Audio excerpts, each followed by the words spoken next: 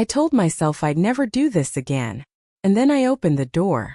The smell of cinnamon hit me first. Then the cold on his jacket when he stepped inside, shaking snow from his hair like some Christmas movie cliché.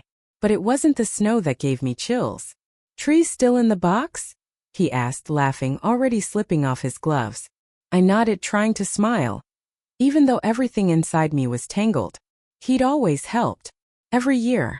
Since the kids were little, since my husband still had time for things like lights and cocoa and homemade garland. Now he was always working. And he, the man standing in my hallway brushing ice off his sleeves, he was always showing up. Too often. Not enough. The box was heavy. I pretended it wasn't. He carried it in like it weighed nothing, arms flexed, eyes warm. That same quiet way he always looked at me. Like he saw through the layers. Through the sweater. Through the smile. We didn't talk much at first. Just music playing low, that old Sinatra record he liked. Kids upstairs with hot cocoa and cartoons. Ornaments scattered like memories across the living room floor. I reached for the star. He held the tree steady. I was up on the ladder stretching, and for a second I lost my balance. Or maybe I wanted to. Because when I climbed down slow and careful, his hands were already at my waist. "Just making sure you don't fall," he said. But the way he looked at me, it wasn't about balance anymore. And suddenly I couldn't remember why I'd lit the fireplace. The room was already warm. I laughed it off. Because that's what you do, right? You smile, you tease, you pretend it's harmless. Even when your heart stutters for no reason. Even when your body remembers something your mind keeps trying to forget. He didn't let go right away. His fingers lingered at my waist, like he didn't notice he was still touching me. Or maybe he did. Maybe we both did. I turned to grab the ornament box, hands shaking just enough to make me clumsy. He caught the one I dropped. Held it out to me like a secret. A tiny porcelain angel, cracked wing just like last year. But his hand stayed under mine a second too long. And in that second the whole room shifted. There were little things. The way he watched me as I unwrapped each ornament. The way his knee brushed mine when we sat too close on the rug. The way he laughed, low and soft, when I showed him the glitter star my daughter made in kindergarten. "She's growing up so fast," I said, not realizing how quiet I sounded. He looked at me then, really looked. And I swear I forgot how to breathe. "You are too," he said.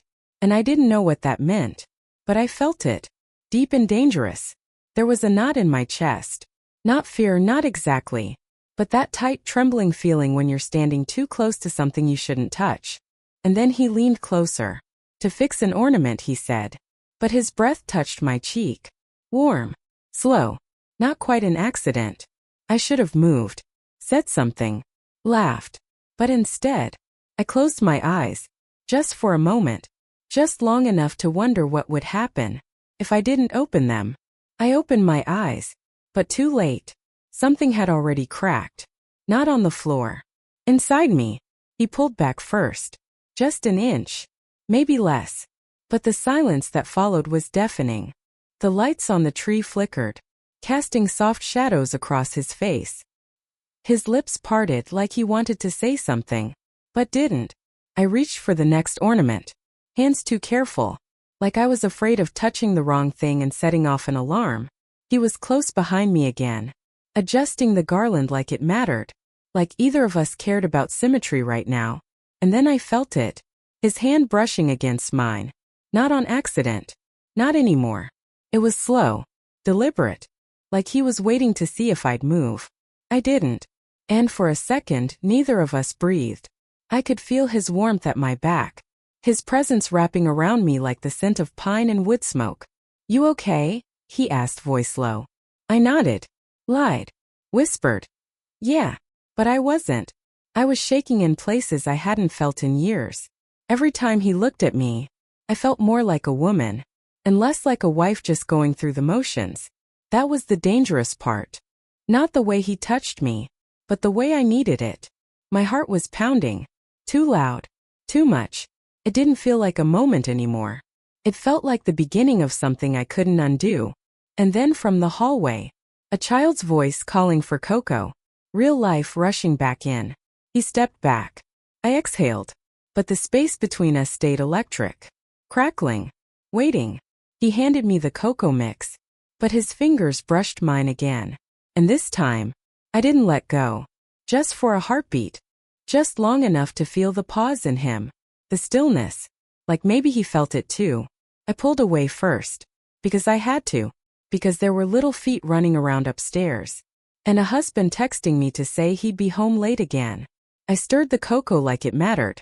Like I could mix something ordinary back into my bloodstream. But I could still feel where he'd touched me.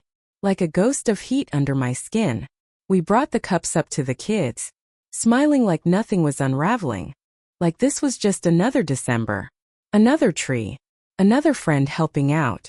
But when we came back down, it was quiet. Too quiet. He stood at the base of the tree, adjusting one of the lights or pretending to. And I just stood there watching him. The way his shoulders moved. The way he exhaled slowly, like he was trying to talk himself out of something. "You okay?" I asked, echoing his words from earlier. He turned, and something in his expression faltered. Like the mask slipped just for a second. And behind it was everything we weren't saying. "I don't want to mess things up," he said quietly. And God, that hurt. Because it meant he knew something was happening. I swallowed hard. "You haven't," I said. But the lie tasted bitter. Because deep down I knew he already had. And so had I. We went back to decorating. But slower. Quieter. Like every movement might cross a line we weren't ready to admit existed. And then I dropped another ornament. It shattered. We both froze. And somehow, felt like a sign. The sound of the ornament shattering was louder than it should have been. Or maybe it wasn't the sound. Maybe it was what it meant. I crouched down to pick up the pieces, but he was already there beside me. Knees brushing. Breath shallow. We didn't speak. Just gathered the fragments like they were precious. Even though it was just glass and glitter. Even though we both knew the real break wasn't on the floor. Our fingers touched again.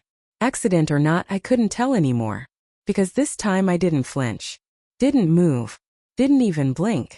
His hand paused over mine. And I looked up. His eyes were dark in the soft tree light. Filled with all the things we weren't saying. All the years of quiet moments. Of being there. Of being close. But never this close. I felt the tears before I realized they were coming. Not sad ones. Not exactly. Just the kind that happen when you've held something in too long. When a part of you finally whispers, "This isn't nothing anymore." He reached up, brushed a tear from my cheek. So gently. Too gently. It should have been comforting. But instead it made my chest ache. Because he wasn't my husband. And I wasn't his. But this moment felt more real than anything I'd touched in years. "I'm sorry," he whispered. But his hand stayed on my cheek. And all I could think was, for what? For touching me? Or for meaning it? In the other room a child laughed. A reminder. Of what I had. Of what I stood to lose. Of everything that made this wrong. But when he leaned in, just slightly, just enough, I didn't move. 'Cause sometimes, it's not about what you're doing. It's about what you've already allowed yourself to feel. He didn't kiss me. Not then. Not exactly. But the space between us dissolved. And in its place breath. Trembling shared breath. His thumb still resting on my cheek. His eyes flickering between my lips and something deeper. I should have stepped away. Said something funny. Changed the subject. But all I could feel was the way his touch made everything in me ache. Not in the way that hurts. In the way that reminds you you're still alive. "I think about it too," he said softly. And my heart stilled. We weren't pretending anymore. Not behind garlands. Not behind cocoa mugs. Not even behind the excuse of friendship. I was shaking now. Inside my sweater. Inside my skin. Because hearing it out loud, that I wasn't the only one, made everything real. "You shouldn't," I whispered. But my voice broke halfway through. He exhaled. A quiet, painful sound. And for a moment he didn't touch me. He just looked at me. Like I was something holy. And he was already asking forgiveness. "I know," he said. "But I do." There were no jokes this time. No playful nudges. Just silence and truth. And a kind of closeness that felt more dangerous than any kiss ever could. I stood, turning toward the fireplace to break the moment. but I could still feel him behind me. Like gravity. Like breath on the back of my neck, even if he wasn't close enough. The fire crackled. I held onto its sound like it could drown out the storm inside me. "I don't want to ruin your life," he said behind me. And that's when I realized. This wasn't just about desire. This was care. Concern. Longing wrapped in guilt. I turned slowly. Met his eyes. "Then why does it feel like you're saving it?" I asked. He looked at me like I just said something dangerous. Something he wasn't ready to hear. But had needed for a long time. And maybe I needed to say it. Even if I didn't fully understand what I meant. Because what was I even saving? A routine? A marriage that had turned into calendars and dinner schedules? Or was I saving some tiny part of myself that still wanted to feel wanted? He stepped closer. Carefully. Not rushing. Like every inch mattered. My breath caught. But I didn't step back. The tree lights blinked softly behind us, casting a kaleidoscope of color on the walls. Red, green, gold. His hand hovered at my hip, not touching yet, just asking, without words. And still, I didn't stop him, because in that moment, I wanted to know what it felt like, to be chosen, not out of obligation, but out of want. He finally touched me, not boldly, just the faintest pressure on my waist, his thumb tracing slow circles through the fabric of my sweater. And I swear, my whole body leaned into him like it had been waiting. "I've tried not to feel this," he murmured. "I've tried to look away." I closed my eyes. "So have I," I whispered. Then silence again. But not empty. Heavy. His forehead met mine. And we just stood there. Not kissing, not speaking. Just breathing each other in. And in that stillness, I felt more seen than I had in years. The kind of seeing that feels like undressing, but with your soul. I don't know how long we stayed like that. Long enough for my guilt to whisper. Long enough for my desire to answer back. The fire crackled. The ornaments shimmered. And somewhere my wedding ring felt heavier than it had in a long time. He didn't ask. And I didn't speak. We just stood there forehead to forehead. His hand warm at my side. Mine resting lightly on his chest. Like I needed to feel the rhythm. To remember this was real. Outside snow had started again. Soft. Quiet. Like even the world didn't want to interrupt us. My heart was pounding. But not from fear. From the gravity of it all. The truth was, I hadn't felt this alive. In so long. That I'd forgotten what it meant to feel at all. Not just needed. But seen. Craved. We moved slowly. Like something sacred was being written between us. He traced a strand of hair from my face. His touch reverent. Careful. Like he wasn't sure if I'd stay or run. But I didn't move. Because for once, the ache wasn't just in my chest. It was everywhere. Every inch of me. Pulling toward the one person I wasn't supposed to want, but already did. I wanted to say something. Tell him this couldn't happen. Tell myself it was just a moment, a slip. But it wasn't. It was years of closeness. Compressed into one breathless instant.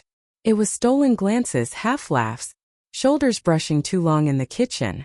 It was all the almost finally arriving. So when he leaned in, slowly, cautiously, giving me every chance to stop him, I didn't. I met him halfway. And the kiss wasn't wild. It wasn't rushed. It was slow, deep, like a confession passed between lips. Like something that had waited too long to be spoken, and finally found the courage. When we pulled apart, neither of us spoke. There were no promises, no regrets, just breath, and silence, and the flicker of tree lights across the room, still dancing like nothing had changed, even though everything had. He stayed a little longer, helped clean up, said goodbye with eyes that held too much. And when the door closed behind him, I stood there alone, fingers pressed to my lips, trying to memorize a moment I knew I'd never forget. 'Cause sometimes, what you light in December doesn't burn out with the season. Sometimes, it's the beginning of a fire you never saw coming.